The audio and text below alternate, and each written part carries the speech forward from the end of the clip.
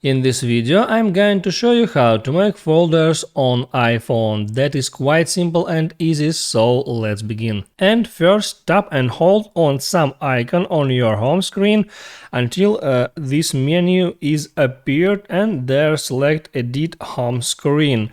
So now apps start shaking with that minus sign at the top left corner of each app. And in that mode you need to tap and hold on the icon again and move it over to another icon and then release your finger. So these two apps was added to the folder, and that folder automatically named based on the applications that you add into it.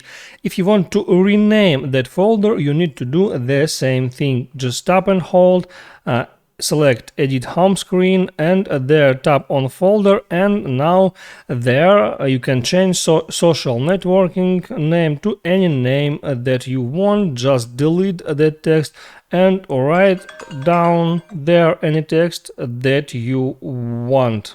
So that's how it works. That's how to make folders on iPhone. Make sure you like this video if it was helpful for you, and see you next time.